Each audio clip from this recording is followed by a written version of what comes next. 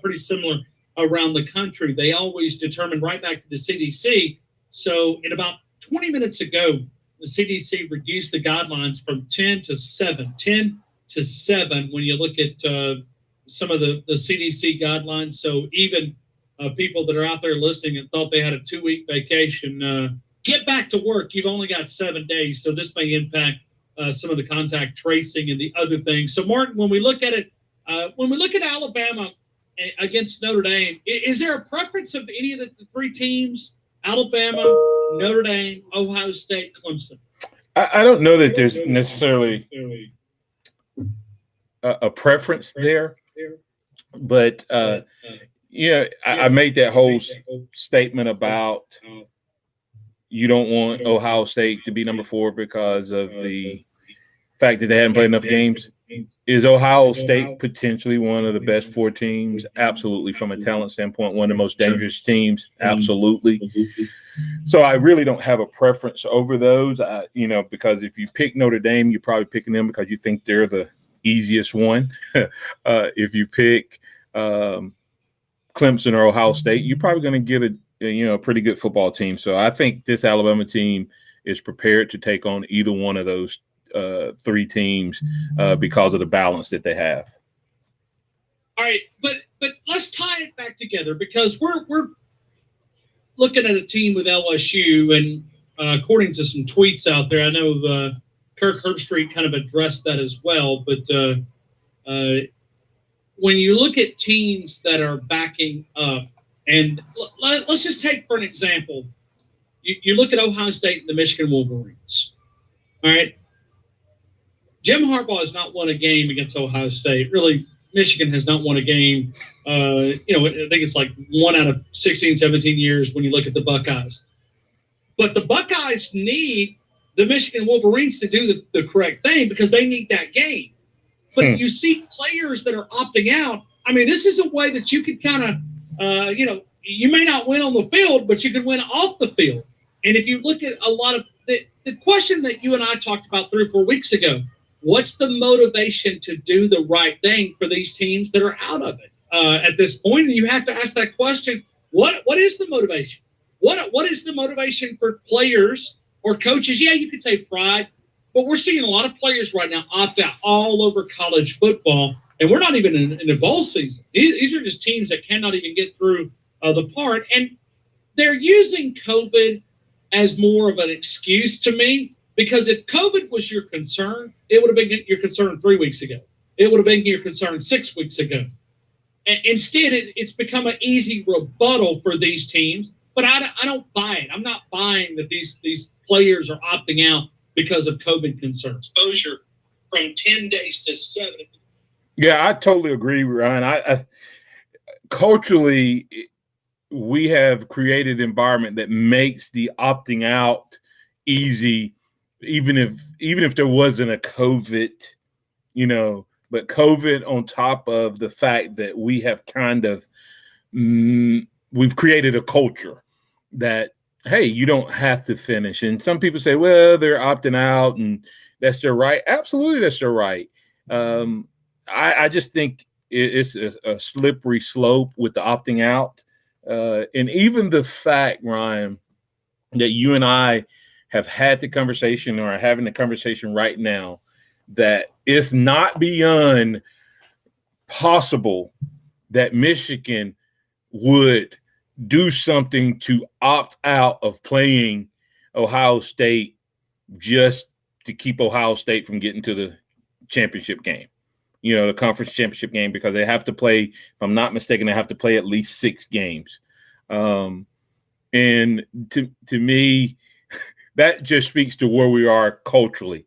Here's a question I have for you, Brian, back to the college football playoffs. The SEC championship has a standard, right? You have to play within 2, if I'm not mistaken, of the average games played, correct? Okay. I think that's what it is. No, I think you're correct. The Big Ten has a standard. You have to play, 6 games. What's the standard for making the college football playoffs? What's their standard?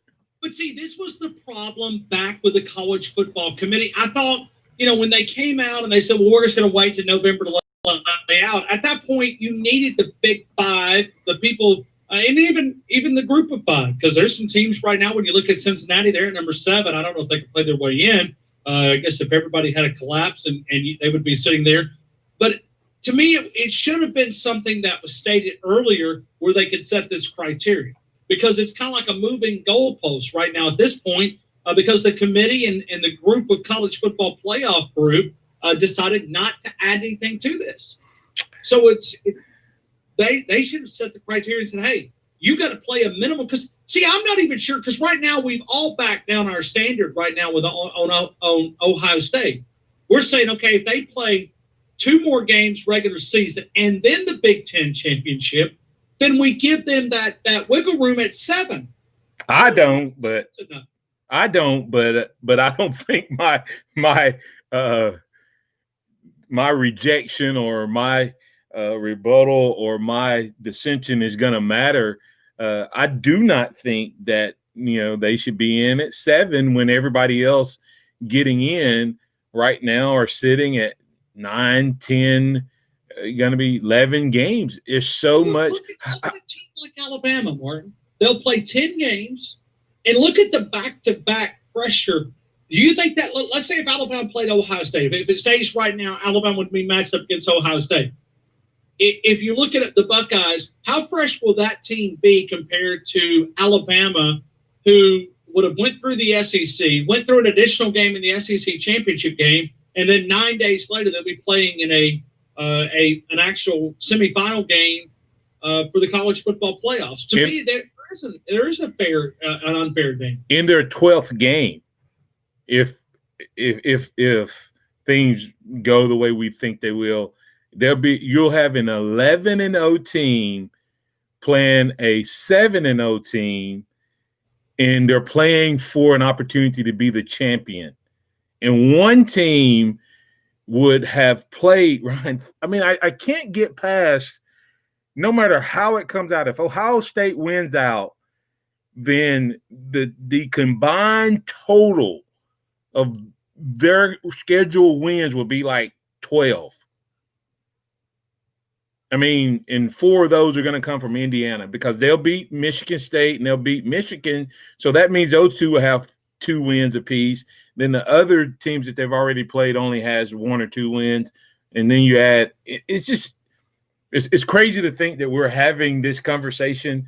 But on the other side, we do have football. So I'm glad we're able to have this conversation, but I just think it's wrong. I think it sends the wrong message to Texas A&M, Florida, BYU, even Cincinnati, or any of those teams to go out and play 10, 11, 12 games, and then someone else only plays 6. And the strength of schedule would be dead last. Dead last. Right point. And then you're going to say, but they're great. How do you know that?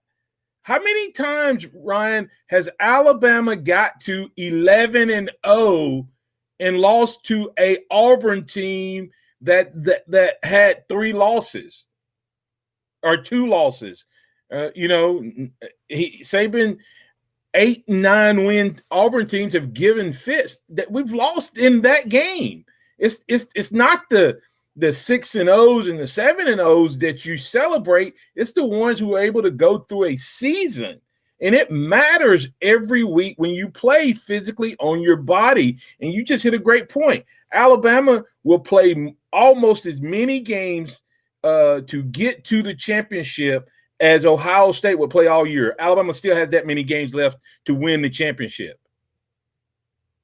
Well, and if you look at it from a standpoint, and listen, we've had some bye weeks because some of the different situations. But if you back up and you take let's say that Florida upsets Alabama in the SEC championship game, I don't think they've had an off week since like September. So at that point, they would be playing. Let me double check that, but I don't think Florida's had an off week since the LSU game was postponed, because I think I'm right on this, but I can go back and double check. But it was October the 17th is the last time that they had an off week. Let me ask you this, Ryan. If Florida beats Alabama, you have 2 10-1 and potentially a 9-1 Texas A&M, and you have a 7-0 Ohio State. Oh, Mark, you don't think they would do it, do you? You mean to tell me you think that they would drop Alabama out at 10-1 and put a 7-0 Ohio State in? That's what we're talking about. That's the potential. Or they're going to keep a 9-1 Texas A&M out with only a loss to Alabama if they were to run the table.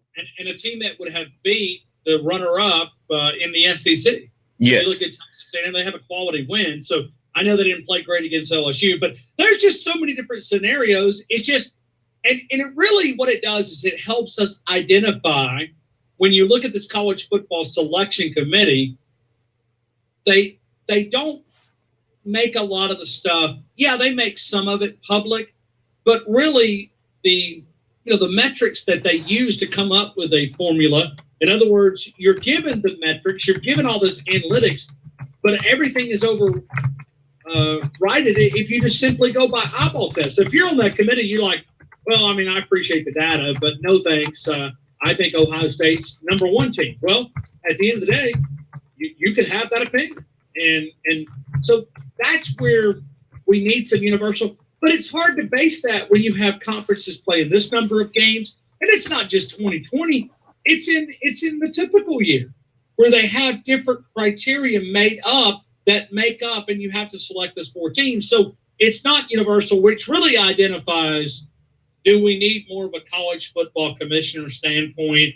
Is there need to be some more unification? Because I think one thing 2020 has taught us that these leagues are nowhere near on the same page, because the day that they were supposed to have the meeting in the morning, they were not honest with one another. And the Big Ten tried to jump the gun and go out and say, hey, we're done. And pretty much they wanted the rest of the other 4 to go with them. And they had a meeting the morning of. There was no discussion of this. Right. And that's what bothers me, Ryan. We got Curtis Moore, who's listening in from Florida on Facebook. And he said, but we knew that the Big Ten was going to have less games than everyone else when the Big Ten opted back in to play a season. We knew it from the jump, Martin. I'd say let it ride, even if Ohio State 7-0. It is what it is. No, what we said was if they get all of their games in, then it's okay. I never felt like a 6-game regular season champion should be playing in the college football playoffs. What we said is if they're able to get all of their games in, then you're making a comparison between 9 games and 11 games versus in 10 games and 11 games versus 6 or 7 versus 11 or 12. And that's where the problem is. But here's my question that I guess is going to be out there, Ryan, is what about all the other teams that didn't opt out, went through the grind, paid the price, even though their league, hey, that's the consequence to the league, because this in a year when the money is down, making it to the college football playoff is a big deal for these conferences. And you should not reward the conference who tried to hijack college football. That's what they did. Everybody showed them you're not the big dog, and we're not going to follow your lead. And now we're going to reward them. Here's my point. If Ohio State gets in at 7-0, then I say let's not have conversation next year college football playoffs about strength of schedule. Let the conferences play their games, and then the other games be whoever they want to play. If they want to help some directional school financially, it should not matter. You should only grade the conference games. If you can tell me that they're the best team after 6 games, then you can tell me after somebody goes 12-0 with 8 conference games. They don't need to play anybody else. Well, And Martin, I'm going to leave. Let's go to break, but I'm going to tell you why that these teams will get in here regardless, because it goes back to TV. Remember, the same reason why ESPN, which owns a lot of these bowl games, you don't even have to have a win total to qualify for a bowl game. They pretty much said they'll accept anybody. They will accept anybody. And ESPN right now, off a bad financial year, is looking at Ohio State versus Alabama, Notre Dame versus Clemson, or we can flip those and look at the ratings. That would be mega dollars, because you would have major blue bloods. And I don't know if you want to put Clemson as a blue blood. They have been in the last 10 years. But that would bring tons of cash to the college football side of this. And that's what they're all looking at, because they look at beyond that. Texas A&M or Florida would not be as attractive as putting the other team. So that they will adjust this. And that's what we're talking about earlier in the moving goalpost that's been in college football playoffs. Yeah, and I agree with that sentiment. It's a money grab, and and I guess you can't confused, because we're looking like, well, how can you not really get this? Well, we gotta put that in there, because it's all about money. But I also think that the money side will expand college football playoffs. We'll talk about that. We'll preview Alabama and LSU. This is Alabama tradition, the past, present, future of the Alabama Crimson Tide. The Tuscaloosa Thread, the new free local news site with the largest team of multimedia journalists covering Tuscaloosa and West Alabama. 24/7 breaking news, live local traffic, weather, and sports, including the University of Alabama and West Alabama high school football. From the life and work of iconic Forrest Gump author Winston Groom to the latest stories, join the over 80,000 readers who get more local content than any other site online at TuscaloosaThread.com. The Tuscaloosa Thread, no paywall, just news. TuscaloosaThread.com. JCPenney's Cyber Day sale is on. Shop in-store or at jcp.com to save on virtually everything you need to spread joy. Grab our biggest coupon of the season, an extra 35% off. Use it to get 60% off JCPenney home bedding, bath, and window treatments, and to get up to 60% off select sleepwear for the family. Need it fast? Pick up your order with free curbside. Joy, comfort, peace. JCPenney. Offers valid 11/29 to 12/1. Conditions and exclusions apply. See store or jcp.com for details. God says in Jeremiah 31:3, I have always loved you. This Christmas be reminded, for God so loved the world that he gave his only begotten Son, that whosoever believeth on him should not perish, but have everlasting life. Love is what Christmas is about. Let his love in, let his Son in, and have a Merry Christmas from Taco Casa. These days, it's okay to do some things halfway, like wearing your pajama bottoms on a work call. But managing your prescriptions shouldn't be one of them. That's why CVS has a proprietary search tool to find ways that may help lower your prescription costs, and will deliver them for free. No wonder CVS customers are better than most at staying on prescriptions, which tends to make you healthier. Come in or call today and get a free prescription savings review at CVS. Savings vary. Not all patients eligible for savings. Delivery restrictions apply. Visit cvs.com for details. Tide 100.9, WGIDFM, and ESPN Radio for the biggest events in sports. Your home for Alabama sports. Tide 100.9.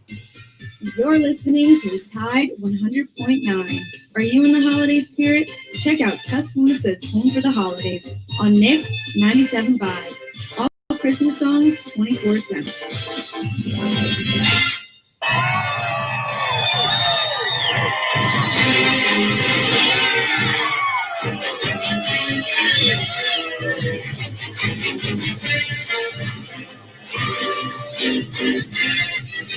Alabama's the number one team according to the College Football Selection Committee for the second week. We talk about week 2 of the college football rankings.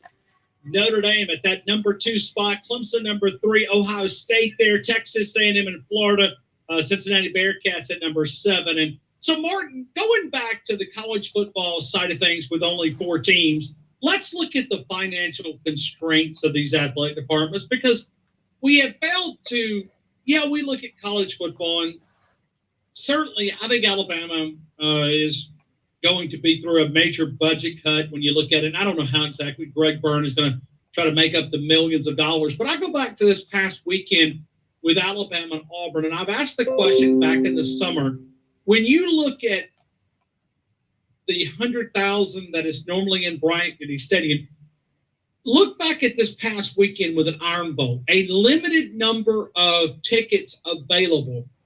Martin, we could have bought Auburn, Alabama tickets for face value. Face value, even with a limited crowd. We could have got Alabama Auburn tickets with face value. I think the demand for tickets, I think we're going to see a reset in the market in college athletics. I do too. I think that what has happened, Ryan, you remember the first time you didn't get to go to an Alabama game and then you end up having a tailgate and you end up having a good experience with your buddies over, and all of a sudden you're like, hold on, man, that was a lot of fun. I really enjoyed watching the game with the guys, or et cetera, with the family, whoever it is you watch the games with now. And then all of a sudden you never went back. And now they're in this arms race to try to make facilities nicer, so that you are so vested in it that you come to the game whether you want to or not. And if you don't, they've still made the money they would have made off the tickets anyway. So that's going to be huge. And think about what we just said, Ryan. 20,000 seats available. That's one home game for every 5 games is what you used to make in terms of just the ticket sales. I have not spoke to anyone that does concessions directly, but I know that I'm not a big proponent of going to restaurants when they have to bring me a styrofoam cup every time. I can't go back and get my refill, et cetera. And it's just, you have everything is prepackaged, and that's kind of the environment. So I would imagine that even the concessions are down per 20,000 if you were to, multiply it out. So these schools, they're going to make some choices. And then you have to be asking yourself, Ryan, is Alabama, is Notre Dame, is Clemson, are their ADs and presidents, or they won't know Ohio State in just as much as college football playoffs? Because that's some of the people who are making this decision. Are they going, guys, hey, we need to make sure that we have a big-time college football playoffs? Is that conspiracy theory? Probably, but it's not totally out of the realm of what's the best way for us to recoup some big-time money. Maybe the virus is out by the time we play that game. I mean, the vaccine and people are more comfortable. Hey, let's get the best before we can get in there. And the best may not be based on just football and record. It may be on the financial draw. So, and we talk about expanding playoffs. Martin, I think it's happening because I think college athletic directors, commissioners, people who make the financial decisions, including the TV executives, I think they're going to be sitting there going, guys, we need to expand this. I mean, because you look at finding that financial gap. This is not a quick return. It's not going to be a fix all, but it gets you closer to that other side of the budget. So we're going to see college football expand beyond the 4 teams, and it's going to be quick. The contract goes to 2025 for a 12-year contract with college football playoff. I don't think we'll make it beyond 2 more years before we get additional teams, and it will clean up some of the financial discrepancies in these conferences. Yeah, it may not be just because of the money, but I do think that there will be an expansion, Ryan, and it's going to be, for a lot of these programs, it's going to be a 3, 4, 5 year, haul to recover from this year.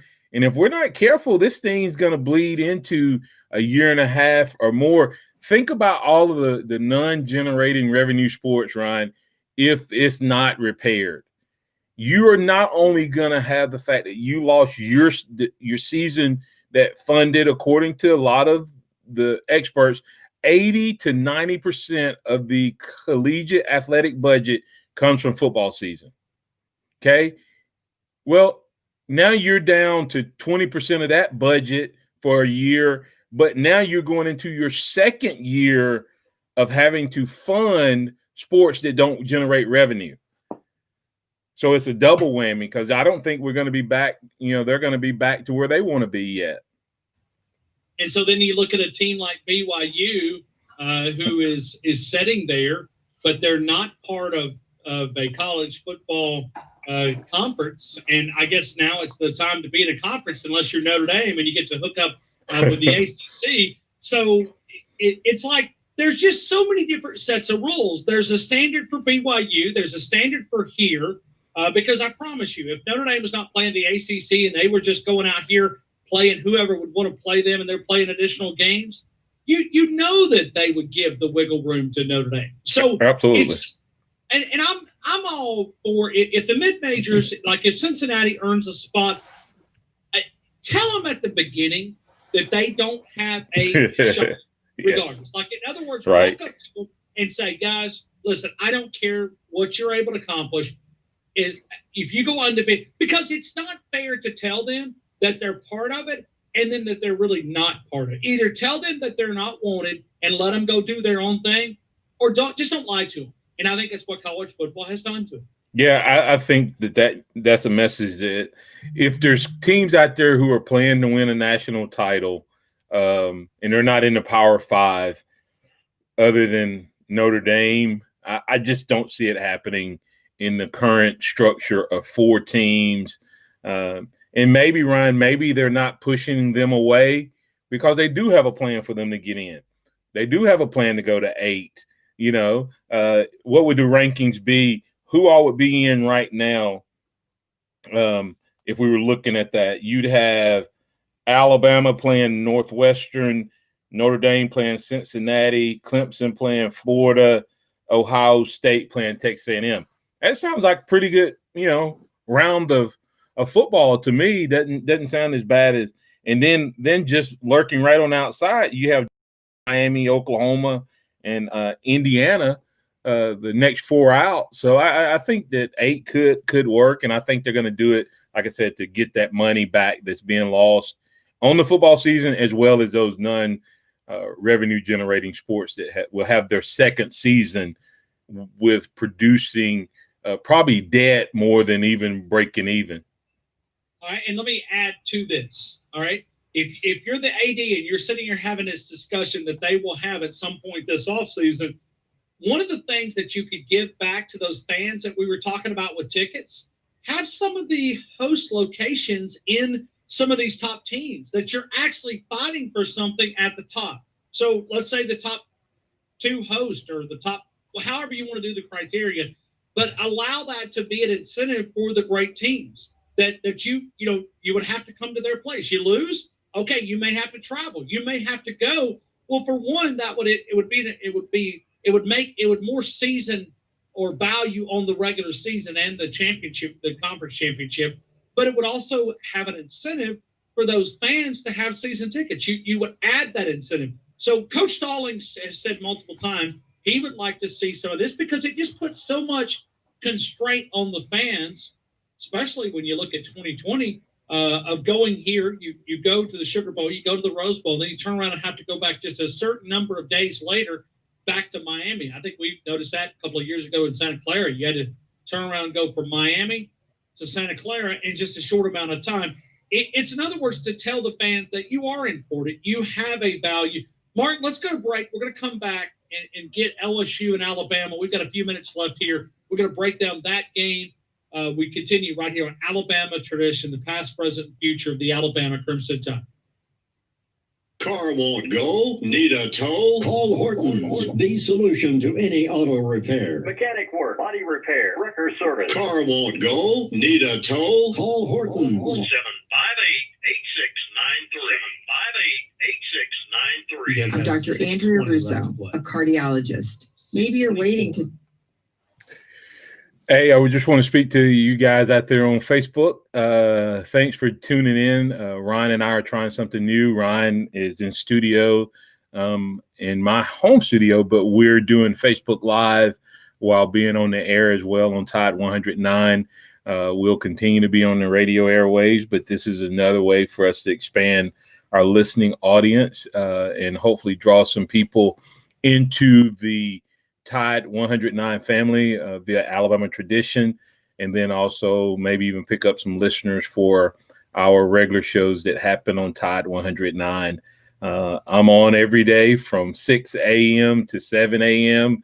on the Martin Houston Show, and I'm also live on Facebook on Martin Houston Live. And then also Ryan is on every day from 2 to 6 on Tide 109. You can also download the Tide 109 app and take it with you wherever you go. So this is just another way to help us serve you, our listeners, and keep up with technology, and hopefully bring you a product that keeps you informed, but also allows you to be able to have a little more convenience in where you go. Accuracy from the day of your missed period. Based on more than 99% accuracy in detecting the pregnancy hormone on day of missed period. Wow, came back on the right spot there. Transpark American Trust Study. First response is the answer. Tide 100.9 Tuscaloosa weather. A good supply of sunshine this afternoon. Tuscaloosa's high 49. Cold again tonight. Clear with a low at 25. Tomorrow, mostly sunny, the high 56. Thursday, increasingly cloudy with a chance of rain by afternoon, the high 57. I'm James Spann on the ABC 3340 Weather Center on Tide 100.9. Tide 100.9 WTID-FM and ESPN Radio, bringing you all things sports in T-Town. You're listening to Tide 100.9 and streaming on the Joe. Tide 100.9 app. The host of the game, Ryan Fowler, and the host of the Martin Houston Show, Martin Houston. Hey, can you tell Ryan to go to the webpage? One more time. Tell Ryan to go to the Alabama Tradition Facebook page just so he can see what's happening. He may already be there. All right.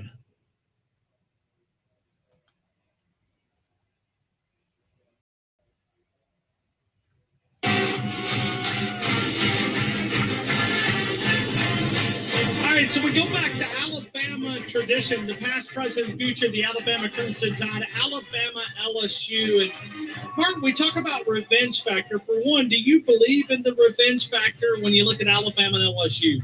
Well, I think that revenge can have a role, Ryan. I think if you need revenge to get up for this type of game, then it's not going to make a difference. But if you're already up for the game and it gives you that little bit of extra motivation or incentive, then it can't be a bad thing. Wanting to, I guess it could be a bad thing if you get so caught up in revenge that you don't do your job and you get over aggressive. But as far as it motivating you in your preparation to make sure that you beat your guy, and you're more prepared, you watch a little bit more film because you don't, all of those things, yes, I believe in the revenge factor. But ultimately, Ryan, you can want all the revenge you want.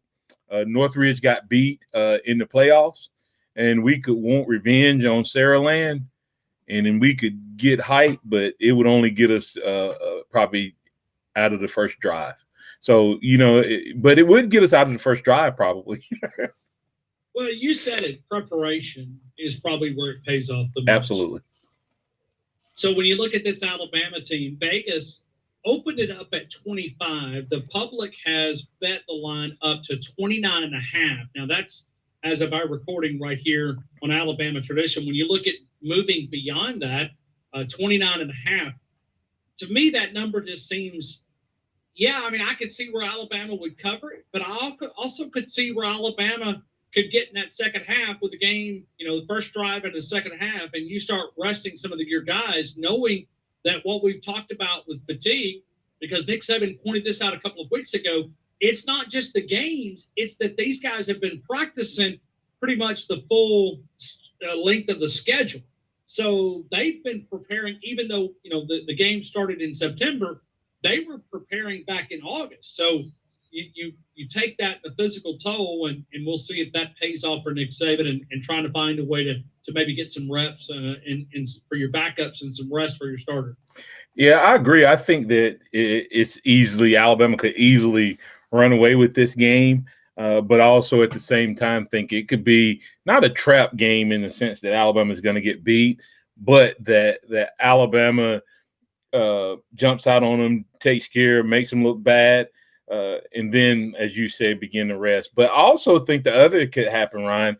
I think that there was some freshmen and some recruits that were told they were stupid for choosing Alabama over LSU last year. So those guys may get in and they may be as hyped about playing against LSU and kind of do what we did, the last against Kentucky, where the offense still had some pep to it. And I could see us getting Bryce Young. And I mean, I would get Bryce Young some actual reps throwing the ball more than a couple times and worked offense, because we're one hit from him having to be the guy, and we have not seen a lot of him. So I would not be surprised if this game doesn't represent that for Bryce Young. Going to be a lot of fun. That trip to Baton Rouge, Alabama going down and taking on Coach O. And it's more than just a 3.5-hour game. These guys have a recruiting map that overlaps. I mean, Alabama has made a living in the state of Louisiana. And so Nick Saban, with all those connections down in the Bayou State, that's probably – because you can look at Coach O, and when you look at Dave Aranda and Brady no longer there, right now it's kind of hard to buy stock that Coach O did it on himself. And without those two pieces of the puzzle, this may go from the penthouse to the outhouse in just a few months. Yeah, he's definitely on his way to his seat getting warm. He's gonna have to. Next year is his test season. I think COVID. Remember, I told you a couple of weeks ago, everybody's response when they get evaluated or someone says something, hey, I would have been a champion, but COVID. I would have, said yes, but COVID. I think Coach O is going to get a but COVID season. But next year, if it looks a lot like this, then it's going to definitely look like someone said lightning in a bottle, Ryan. So I came up with what LSU stands for. Lightning struck us. So that's what LSU stands for. But I think Alabama takes care of business, man. And one day, let's get into the debate, because you wonder if there's enough quality coaches to go around, because some of these coaches are going to be on the hot seat, but it's like, okay, you put them on the hot seat. What does that really mean? Because is there really enough coaches to go around? I was going to say, who are you going to go get right now? Sure. I mean, well, we have a Coach Saban has actually a coaches hiring service, I think, over there. He has about 5 that he could hire out. Great point. That's Martin Houston. This is Alabama Tradition. Joe Gaither. We will talk to you next time right here on the Alabama Tradition, the past, present, future of the Alabama Crimson Tide. All right, guys. Well, that wraps up, as Ryan said, this edition of Alabama Tradition. And we're so glad that you chose to tune in with us. We do this every Monday through Friday from 6 to 7 p.m. Alabama Tradition every Tuesday. Ryan Fowler, Martin Houston. We love your interaction on Facebook as well as joining us there. Thanks so much for being a part of the program. We appreciate you, and we'll catch you next week. That's Alabama Tradition on Facebook.